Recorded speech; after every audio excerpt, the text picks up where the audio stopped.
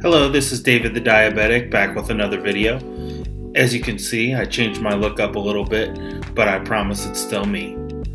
This is my type 1 diagnosis story. Let's take a trip back in time to February 1997. Toni Braxton's Unbreak My Heart was number 1 on the charts. The Star Wars Special Edition was number 1 at the box offices everywhere. Dolly the sheep was announced as the first known mammal to be cloned.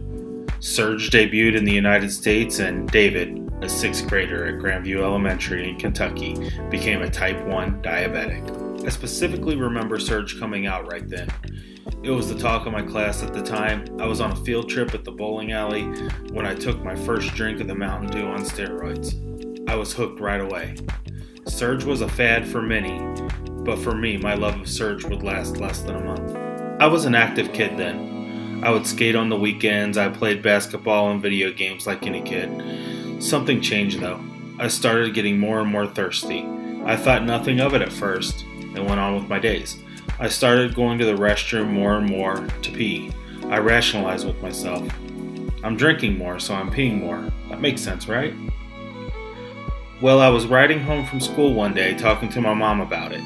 Mind you, I don't like talking about anything that's wrong with me, so it was a lot to bring it up to my mom. She said, this sounds a lot like diabetes. I ignored her mainly because the word diabetes is just scary to a 6th grader. All you heard about diabetes up to this point was how old people had it and they lose their legs and they end up in wheelchairs. There was no way I had this disease they had. I was a somewhat healthy 11-year-old. My mom didn't have me go to the doctor that day because I wasn't being honest about how much of a problem this was. As the next few days went by, however, I began to get weaker and weaker. My tongue would dry up so badly that if I didn't take a drink, you could peel a layer off. Just think about that for a second. I believe it was a Thursday night. I could be wrong about the day, but I remember this happening. I was sitting downstairs watching television and I could barely keep my eyes open. I was too weak to walk normally. My sisters were trying to make me feel better, so they invited me to play my favorite games on Sega Genesis. My favorite game to play at this time was Tiny Toons All-Stars. It had soccer, bowling, and basketball. I was playing the game with my sister, but I remember being so weak I couldn't push the button on the controller. I remember falling asleep with the controller in my hand. I woke up all through the night having to urinate and drink. It was terrible. I still somehow willed myself to school. My mother was a teacher at the school, so I guess it wasn't that scary that I went in. When I woke up, I remember running immediately downstairs to the water faucet and peeling an entire layer of skin from my tongue and splashing water into my mouth. I still have no idea how I went to school. I literally lasted about 15 minutes until I went to my mother's room and I told her I had to leave. She took me to the teacher's lounge and brought me a drink and had my aunt pick me up. My aunt took me to her place where she basically tortured me because she wouldn't allow me to drink anything but liquid Jell-O every half an hour. I needed more to drink than that. I laid helpless waiting for my mother to pick me up and take me to the doctor. Time went by so slow and I was extremely dehydrated. I almost passed out several times, but I willed myself to stay awake. I began thinking if I fell asleep, I may not awake. 3:30 could not come soon enough. My mom picked me up and drove me to the doctor. We stopped at a market near the office so I could drink a large slushie. I drank the entire thing in less than 2 minutes. The rest of my memories occur in flashes. I remember sitting in the doctor's office and the nurse pricking my finger. I remember the decorations and the wallpaper. The room seemed to be for patients around 2 years old. I remember the paper you sit on at the doctor's office making noises as I moved around nervously. I remember the doctor looking at the monitor. "David," he said, "your life is going to change.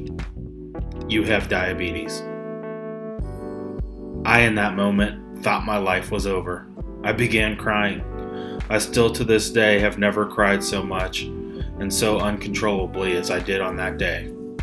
The doctor explained to my mom that my blood sugar was too high to register on their in-house monitor and I needed to go to the hospital immediately. I then remember waiting to leave while my mother gathered information from the doctor. As this was going on, my stomach was getting unsettled. Yes, the blue slushy came up. I then remember going to the hospital and my little sister playing with me in the wheelchair while my parents handled the insurance stuff and registration.